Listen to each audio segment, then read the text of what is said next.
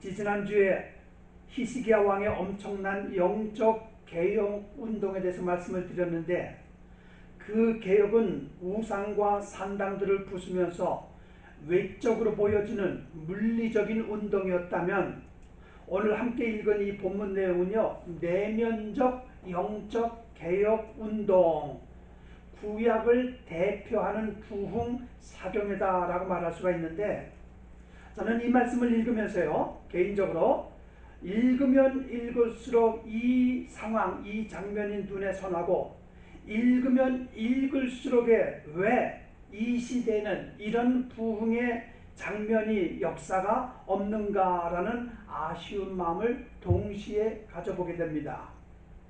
왜 요즘에는 말씀의 영향을 받지 못하고 그렇게 무디고 무뎌버린 마음 상태에 가져 있는 사람들이 많은가?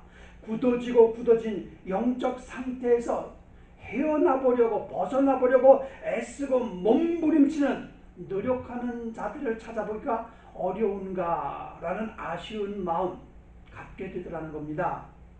이 시대에, 이 도시에, 이 교회에, 그리고 우리 개인들은 왜 영적 변화가 그렇게도 안 될까? 아침에 성경 공부 시간에 말씀드렸듯이 교회에 오래 다녔는데, 직분도 받았는데, 아는 거는 여수같이 이것도 알고 저것도 알고 잘 알건만 왜 그렇게 삶의 모습 속에서 언행은 변화가 되지 않고 있는 것일까? 이런 생각이 말씀을 읽으면서 느껴지더라는 겁니다. 오늘 본문 배경을 좀 설명을 할게요. 이런 내용입니다. 오랜 시간 우상을 믿고 이방인들과 결혼을 하면서 하나님의 마음을 그렇게도 아프게 했던 유다 백성들, 나라를 빼앗기고 포로 생활하는 중에 하나님을 떠나 살았고 예배를 멀리하며 현실에 얽매여서 지금 눈앞에 보이는 것들 때문에, 그것 때문에 쩔쩔매며 어렵고 힘들게 살았던 그들, 그러나 그랬던 그들의 과거가 있었기에 그들이 지금 이 자리에서 하나님의 말씀을 듣는 순간 그 말씀이 들려지면서 눈물, 콧물 흘려가며 통에 자복하는 회개와 함께 영적인 대각성 개혁 운동이 일어났는데, 오늘 이 말씀을 듣는 우리도 좀 각성이 있었으면 좋겠다, 개혁이 있었으면 좋겠다, 철저한 회개 운동이 일어났으면 좋겠다라는 그런 생각을 가지고 제가 기도하는 마음 가운데 말씀을 준비했고, 오늘 같이 함께 짧은 시간이지만 나누고자 합니다. 느헤미야서는요, 크게 둘로 나눌 수 있습니다. 전반부를 먼저 소개할게요. 전반부에는 바벨론에서 포로로 잡혀있던 그들이 귀환해서 예루살렘에 이미 무너져버린 성벽 재건에 관련된 내용이 전반에 있고요. 후반부에 가서는요, 느헤미야에 의해서 실현된 종교개혁에 관한 내용이 느헤미야서에 둘로 나눠서 소개가 되고 있는데, 지난주 말씀드린 그대로 바사 제국, 페르시아죠. 페르시아의 고레스 왕은 포로로 잡혀온 유다 백성들을 어떻게 했습니까? 고향으로 돌아가도록 허락을 했다고 말씀드렸죠. 그래서 왕명으로, 어명으로 칙령을 내려서 백성들은 70년의 포로 생활에서 이제 본국으로 예루살렘으로 돌아오게 됩니다. 근데 전체가 다 포로에서 석방되고 전체가 다 돌아온 것이 아니라 일부가 남아있었어요. 일부 유대인들이. 그 남아있는 포로 중에 느헤미야라는 사람이 있었고요. 이 느헤미야라는 사람은 비록 포로였지만 그 당시 바사 왕이었던 아닥사스다 1세 왕, 그 왕의 옆에서 술 맡은 관원장 역할을 하고 있었어요. 술 맡은 관원장이라는 것은 무슨 얘기인가 하면, 창세기에도 나와 있듯이 창세기에 요셉이 감옥에 갇혀 있을 때 술 맡은 관원장과 떡 맡은 관원장이 감옥에 들어오잖아요. 그 술 맡은 관원장인가 무슨 말인가 하면요, 왕이 마시는 음료, 술이라든지 음료에 혹시 거기에 독이 들어가 있진 않는가, 독살하려고 하는 사람이 많았기 때문에 왕보다 먼저 술맛, 음료수 맛을 보는 사람이 바로 술 맡은 관원장인데, 상당히 나름대로 중직입니다. 아주 중직에 있었는데, 왕의 옆에서 이방인이 포로가 이런 중책을 맡고 있었다라는 것은 그만큼 느헤미야라는 사람은 인정을 받았고 신임을 받았다는 말인데, 저는 이런 생각이 들더라고요. 이 사람이 아닥사스 왕의 옆에서 술 맡은 관원장이라는 큰 직책을 맡고 있다는 것은 그 안에도 하나님의 놀라운 섭리가 있었구나. 그게 무엇인가? 그건 무엇인가? 포로가 이방나라 왕의 측근에서 인정받고 중책을 맡고 있다라는 것은 결국은 뭐예요? 하나님께서 그를 통해서 무언가 일을 하시려고 그런 자리, 그런 위치에 두셨다라는 것인데, 이거예요. 여러분과 제가 하나님의 사람으로서, 하나님을 믿는 사람으로서 타인들에게, 특별히 불신자들에게 인정받는 삶을 살아야 된다는 것입니다. 인정을 받아야, 교회 안 다니는 사람들에게 내가 인정을 받고 신임을 얻어야 하나님은 그를 통해서 뭔가 놀라운 일을 이루어 나가신다라는 것을 여기서도 또 발견할 수가 있는데, 알잖아요, 다 여러분. 내가 하나님을 믿고 있는 사람이라는 거, 내가 교회 다니고 있다라는 것을 내가 만나는 사람들은 다 알고 있습니다. 알고 있어요. 그렇기 때문에 그들 앞에 여러분과 제가 부끄럽지 않게 살아야 된다는 거예요. 인정받는 삶을 살려고 애를 써야 된다는 거죠. 하나님은 여러분과 저 개인을 통해서 일하실 계획들을 갖고 계시고 그 계획들을 이루어 나가길 원하시는데, 지난주에 이어서 다시 말씀드리지만 내 위치에서, 내가 살아가는 삶의 현장에서 내가 하나님의 뜻을 이루는 그 일을 위해서 쓰임받는다는 거, 이거는 최고의 영광스러운 삶이고 최고의 후회 없는 멋진 인생이다 라고 자신있게 말씀드릴 수가 있는 거예요. 사단에게 쓰임받고 살아가는 사람들이 얼마나 많습니까? 그런데 내가 하나님의 손에 붙들림받아 하나님의 뜻을 이루는 일에 쓰임받는다는 거, 이거 생각해보나마나 엄청난 축복이구나라는 생각 들지 않겠습니까, 여러분? 나름대로 안정되고 높은 위치에 있던 느헤미야가 고향인 예루살렘의 소식을 듣게 됩니다. 어떤 소식입니까? 자신의 고향인 예루살렘이 파괴되었다는 소리를 들어요. 더군다나 안타까운 것은 하나님을 예배하는 성전이 무너진 상태로 그냥 방치되어 있다, 무너진 상태로 되어 있다, 이 소리를 듣고 느헤미야는 가슴이 아팠습니다. 그리고 그 문제를 놓고 기도를 합니다. 나라는 빼앗기고 백성들은 포로로 잡혀간 현실도 마음 아픈데, 조상 때부터 예배 드리던 하나님을 예배하는 성전이 무너졌다는 소리는 너무 슬픈 소식으로 느헤미야의 귓속에 들리게 됩니다. 그래서 이 느헤미야가 이런 소리를 듣고 처음으로 취한 행동이 무엇이었는가? 곧바로 무릎 꿇고 기도를 했죠. 그렇죠? 이 상황을 어떻게 해야 되는지 하나님께 지혜를 구합니다. 기도를 통해서. 그리고 이 상황을 아닥사스 왕에게 이제 가서 사실을 설명하죠.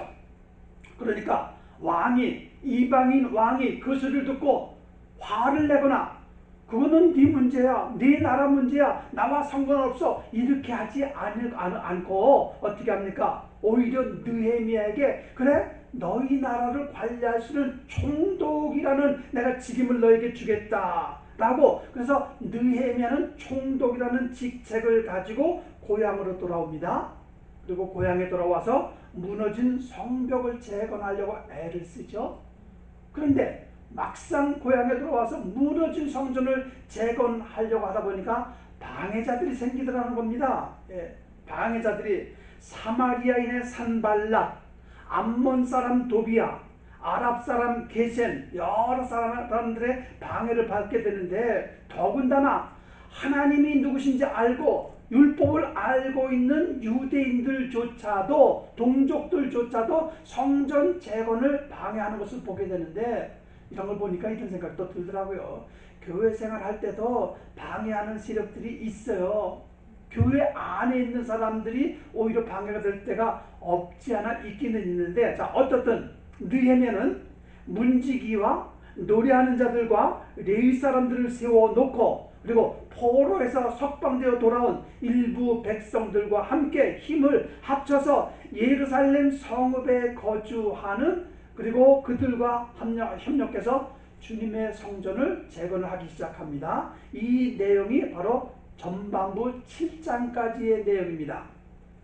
그 다음에 후반부를 여는 말씀이 바로 8장 시작이에요. 오늘 이렇게 시작을 하지 않습니까? 이스라엘 자손의 자기들의 성읍에 거주하였더니 일곱째 달에 이르러, 그러니까 일곱째 달이라는 건 포로에서 석방되고 그동안의 수많은 방해 속에서 성전 재건했던 기간이 7개월 걸렸다는 얘기예요. 7개월에 이르러 모든 백성이 일제히 수문 앞 광장에 모여서 학사 에스라에게 여호와께서 이스라엘에게 명령하신 모세의 율법책을 가져오기를 청하매, 일곱째 달 초하루에 제사장 에스라가 율법책을 가지고 회중 앞, 곧 남자나 여자나 알아들을 만한 모든 사람 앞에 이르러 수문 앞 광장에서 새벽부터 정오까지 남자나 여자나 알아들을 만한 모든 사람 앞에서 읽음에 뭇 백성이 그 율법책에 귀를 기울였다 라는 말씀이 바로 우리가 읽을 말씀이에요. 그렇죠? 포로 생활에서 돌아와서 무너진 성전 재건하는 기간이 7개월이 걸렸습니다. 그리고 7개월이 지난 초하룻날 모든 백성들을 모았어요. 장소가 어딥니까? 수문 앞 광장이에요. 수문 앞 광장. 여기는 예루살렘의 동쪽 위치에 있는 작은 동네인데 여기에 다 모였습니다. 왜 모였습니까? 말씀을 듣기 위해서 모인 거예요. 오랜 시간 하나님을 떠나 살던 자들이었습니다. 성전을 멀리하고 예배를 외면하며 살던 그들이었어요. 지난 과거가 어떻게 됐든 자기들이 지금 이 자리에 모인 것은, 그리고 그들에게 필요한 것은 율법, 하나님의 말씀이라는 것을 그들은 알았기 때문에 모여들기 시작합니다. 그리고 백성들이 요구를 하죠. 학사 에스라에게 율법책을 가져오십시오. 율법책을 가져오십시오. 그리고 에스라는 그 율법책을 가지고 와서 그들에게 율법을 읽어 내려가기 시작을 합니다. 그리고 여기서 놓치지 말아야 될 중요한 단어가 있는데, 이 백성들의 자세를 보려고 하는 건데요. 말씀을 듣는 자세. 이 백성들이 어떻게 합니까? 귀를 기울였다라는 단어를 2번인가 쓰고 있어요. 귀를 기울여 말씀을 듣기 시작하는데, 자, 이들의 자세를 제가 여러분에게 좀 설명하면서 내 모습은 어떤가 비교하고 한번 생각해 보자라는 겁니다. 첫째, 이들은요, 백성들은 율법, 말씀을 들으려고 갈망하는 마음이 있었어요. 학사 겸 제사장, 다시 말해서 신학교 교수 겸 목회자라는 얘기죠. 그 에스라가 율법책을 가지고 와서 읽어 내려가는데, 보세요. 새벽부터 정오까지 한 6, 7시간을 지속해서 말씀을 듣는 백성들의 자세가 어땠는가? 귀를 기울였다라는 거예요. 귀를 기울였다는 말이 뭐예요? 모든 세상 일을 접어두고 앞에 해야 할 일, 처리해야 할 일들이 산재해 있지만 그런 것들을 뒤로 하고 집중해서 말을 들었다라는 거예요. 정말 집중해서. 여러분, 말씀을 듣기 위해 귀를 기울이고 집중하고 있습니까? 귀를 기울여 하나님께서 나에게 오늘 이 시간에, 이 아침에 어떤 말씀을 하시려고 하실까? 좀 집중하고 있습니까? 들으려고 애를 쓰고 있습니까? 마음을 열고 귀를 열고 있느냐라는 질문 던지고 싶은 거예요. 아니면 깊은 꿈나라에 가시는 분 있죠. 이 시간처럼 재미있고 꿀잠 자는 시간이 어디 있겠습니까? 잠 잘 오죠, 이 시간에. 몸은 여기 있는데 생각과 마음은 딴 데가 있는 분들도 있고요. 오늘이 세일 마지막 날인데 빨리 가서 그거를 사야 되는데, 이런 생각을 가지고 이 자리에 앉아있는 분 없지 않아 있을 수도 있겠고요. 왜 이렇게 설교가 길은가? 배고픈데 빨리 좀 끝내지. 약속이 있는데 약속 시간 늦으면 안 되는데. 여러분, 이 자리에서 하나님의 말씀을 듣는 것이 얼마나 소중하고 얼마나 귀한지 여러분 아셔야 돼요. 내 영혼에 아무런 도움이 안 되는, 전혀 영향가 없는 세상 소리, 사탄의 소리는 그렇게 잘 듣고 예민한 반응을 보이면서 이 시간에 생명의 말씀 듣는 것이 얼마나 소중한지를 깨닫고 여러분 집중하셔야 되고 집중하셔야 되고 들으려고 애를 써야 된다는 거죠. 유대인들은요, 나라를 빼앗기고 자유를 잃었습니다. 타국에서 중노동과 바쁜 일과 속에 말씀 들을 여유도 없었고 지칠 때도 지친 몸과 마음의 상처투성인 포로 생활을 하면서, 그런데 석방이 됐을 때 그들 마음속 한구석에 그들이 간절하게 원하고 소원하는 것이 있었는데, 그것이 무엇이었는가? 말씀을 듣는 것이었단 말이죠. 살아계신 하나님을 예배하고 싶었던 것이, 얼마나 말씀이 그리웠고 얼마나 듣고 싶었을까. 얼마 만에 듣는 말씀인가 이게 말이야. 이게 부모님들과 조상 때부터 듣던 살아계신 하나님이 친히 주신 말씀, 율법, 이 생명의 말씀이 들려지자 그들은 어떻게 했습니까? 귀를 기울였단 말이죠. 귀를 기울였다는 얘기가 무슨 얘기예요? 집중했다는 말이에요. 여러분, 제발 말씀을 들을 때 집중 좀 하세요. 그래야 은혜가 되고, 그래야 하나님의 음성으로 들려지게 되는 것 아니겠는가 말이에요. 대충 그 얘기 같은데, 또 오늘 못 들은 거 다음에 들으면 되지, 그렇게 건성으로 듣는 둥 마는 둥 이런 자세로 드리는 예배 안 됩니다. 여러분, 하나님은 그런 예배 10년 드려도 안 받으세요. 기억조차 하지 않으실 거예요. 한 번 한 번이 소중하고 다시는 못 들을 수도 없는 말씀이 될지도 모른다는 생각을 가지고 집중하여 말씀 듣는 자세를 가져야 된다는 거죠. 이스라엘 백성들처럼 말이에요. 둘째, 이들은 그 말씀을 귀 기울여서 들었습니다. 집중해서 들었습니다. 그리고 어떤 행동을 했는가? 5절과 6절 보시면 이렇게 말씀합니다. 학사 에스라가 모든 백성 위에 서서 저희 목전에 책을 펴니 책을 펼 때에 모든 백성이 일어서니라. 에스라가 광대하신 하나님 여호와를 송축하며 모든 백성이 손을 들고 아멘 아멘 응답하고 몸을 굽혀 얼굴을 땅에 대고 여호와께 경배하였다라는 말씀이 있는데, 율법책을 펴는 순간 어떻게 했습니까? 다 일어섰죠. 여러분에게 제가 성경 봉독할 때 일어서자라는 이유가 바로 여기 있단 말이죠. 일어섰다는 말은 무슨 말이에요? 감히 거룩하신 하나님의 말씀을 편하게 앉아서 다리 꼬고 앉아서 하나님의 말씀을 받을 수 없기에 집중력을 분산시키는 것을 막기 위해서도 그렇고, 말씀의 권위에 대한 존중하는 마음 자세, 그래서 일어서라는 겁니다. 율법이 무엇인지를 제대로 안 그 사람들은, 그 백성들은 이렇게 하나님의 말씀에 대한 경의를 표시하면서 일어서서 하는데, 이 시대는 어떨까요? 우리 교회를 두고 하는 말은 아니지만 수많은 교회 다니는 사람들의 모습을 우리가 알게 되는데 어떨까 말이에요. 하나님의 말씀은 이 성경, 그 안에 담겨있는 모든 역사, 자연, 우주 만물의 시작과 끝, 인류의 시작과 끝, 육의 세계는 물론 보이지 아니하는 영의 세계까지 과거, 현재, 미래 모든 것이 담겨있는 이 놀라운 성경을 손에 들고도 읽지 않는 자들이 얼마나 많고, 교회 오면서도 성경을 아예 가지고 오지 않고 편하게 쉽게 핸드폰 하나 들고 이거를 성경이라고 가지고 다니는 사람들이 또 얼마나 많은지, 이거 성경 아니라고 말씀드렸어요. 이건 성경 아닙니다. 진짜 성경, 진짜 하나님의 말씀을 외면하는 자들이 얼마나 주위에 무게를 더하는 잘못된 행위라는 것을 깨닫지 못하고 있어요. 왜? 가르치는 사람이 없으니까 핸드폰 가져와도 되고 그냥 오기만 하세요. 머릿수만 채워주세요. 이렇게 가르치다 보니까 잘못된 가르침 속에 요즘에는 하나님의 말씀, 성경에 대한 잘못된 인식을 가지고 있는데, 그러면서 믿는다고, 그러면서 삶은 복받기를 원하는 이기적인 생각을 가지고 있는 자들, 그거 잘못됐죠. 그렇죠? 여러분 그거 아세요? 사람이 망하는 이유가 있어요. 안 되는 이유가 있습니다. 어렵고 쩔쩔매는 이유가 있어요.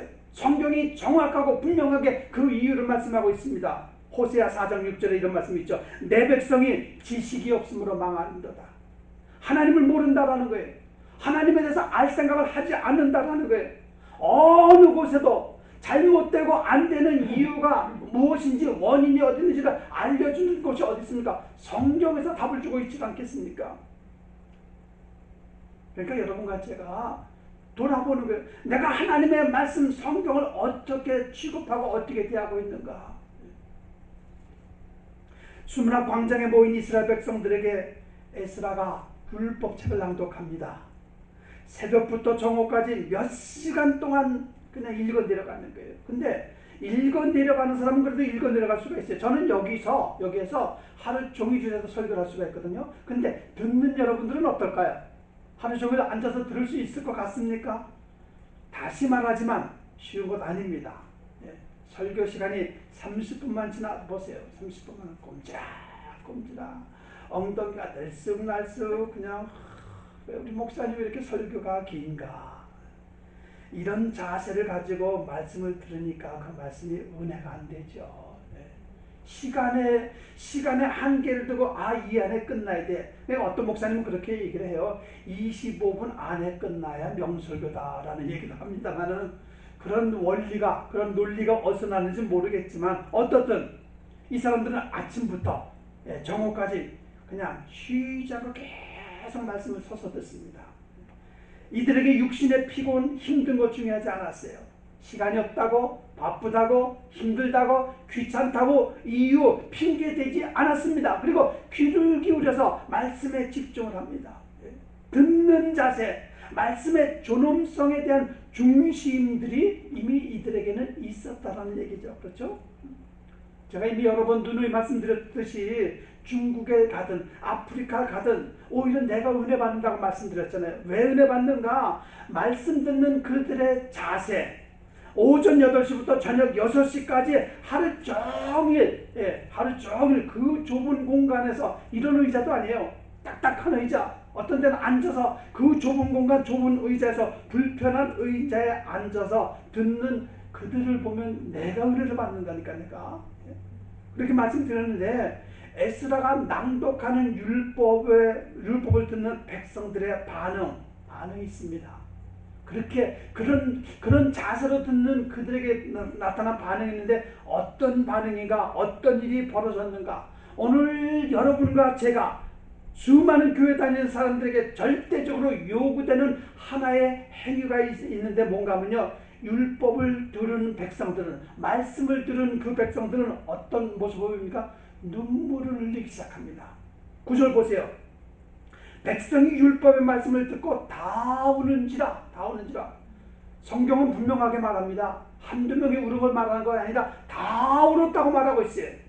왜 울었을까? 왜 눈물이 났을까? 이들은 자신들의 허물과 잘못, 죄를 깨달았기 때문이에요. 7절과 8절.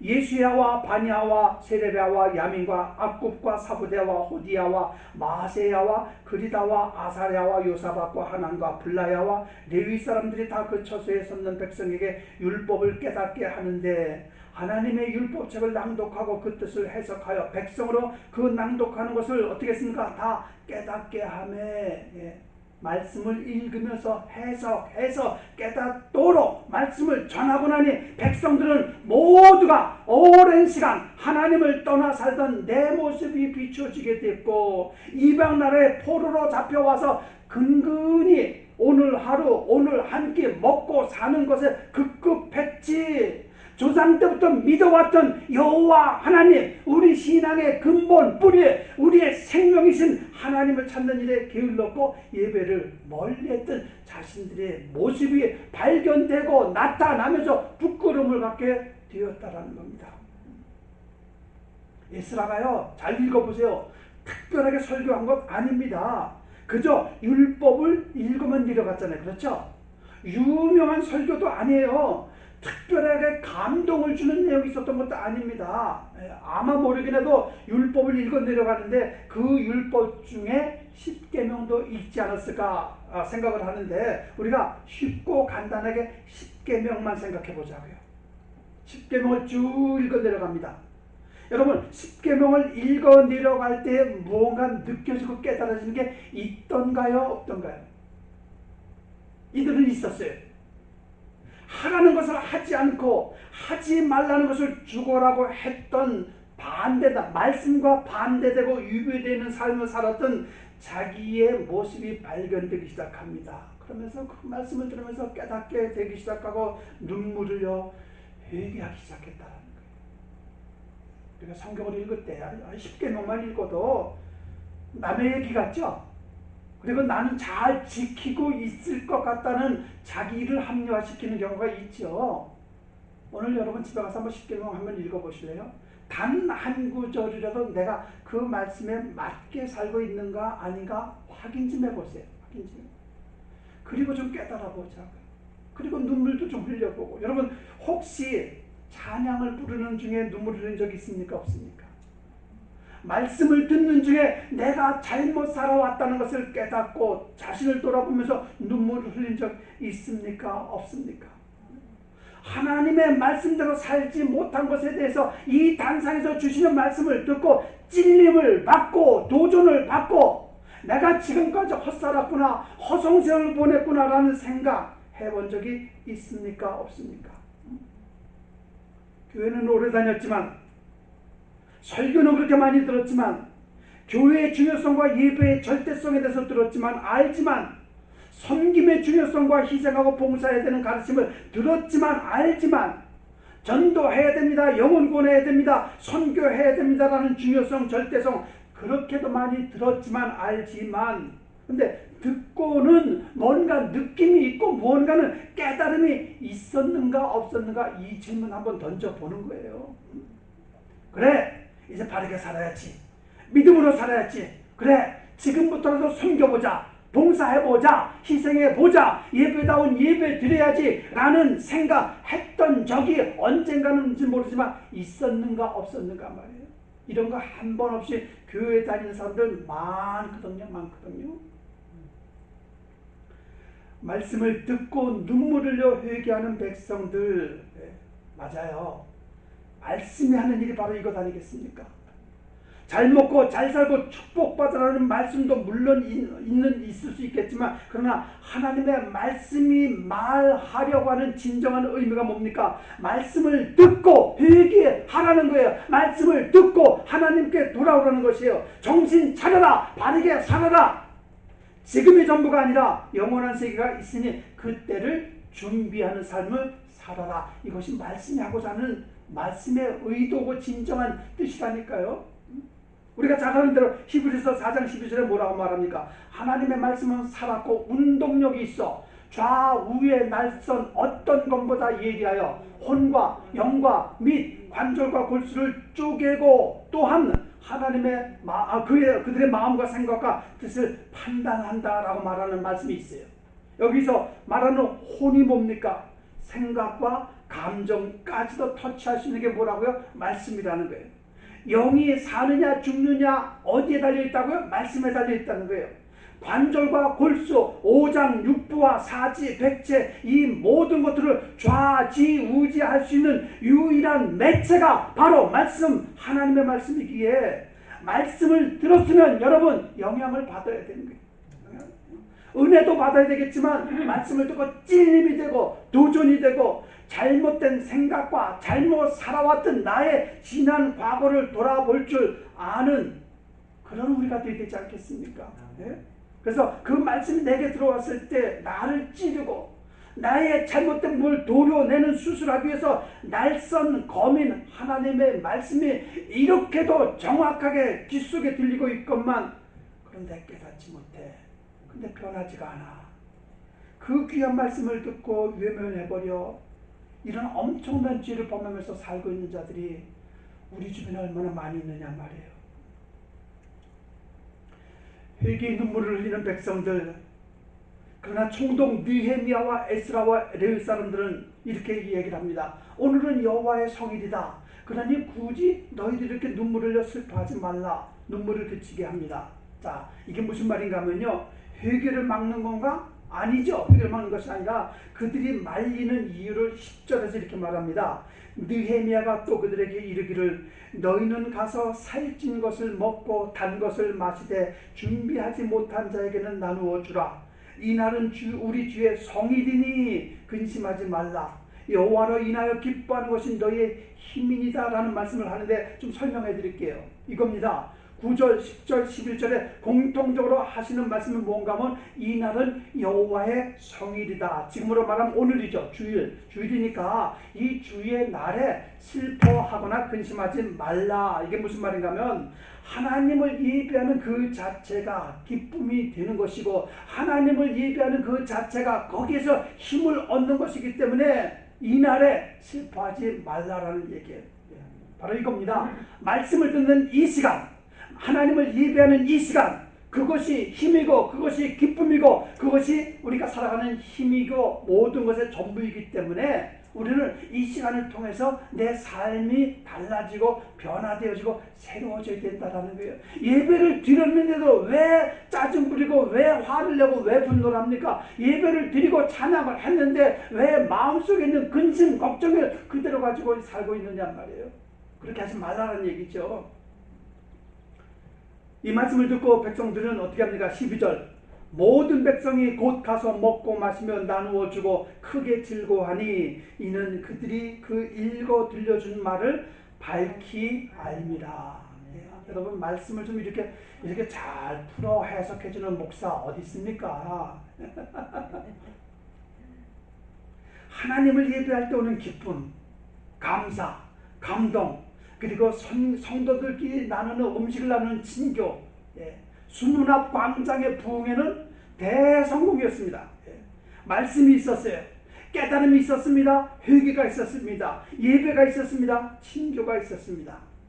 그래서 이제 우리도 매주일마다 드리는 이 예배를 통해서 여기서 선포되는 말씀을 여러분이 듣고 기쁨과 감사 그리고 회개하는 역사가 변화하는 역사가 수문 앞 광장의 부흥사경에 참여했던 그들처럼 우리도 이런 은혜를 받고 이런 믿음을 가지고 살아야지 라는 마음의 결단들이 있고 여러분 삶의 현장 속에 정말 하나님의 뜻대로 살겠다라는 믿음의 결단하시고 그 결단이 무너지거나 또 포기되거나 또 이렇게 주저앉는 그런 신앙이 아니라 점점 한 걸음 한 걸음 한 단계 한 단계 앞서 나가고 전진해 나가는 믿음의 승리자 될 수 있는 여러분 되기를 주님의 이름으로 축원드리겠습니다. 기도하시겠습니다.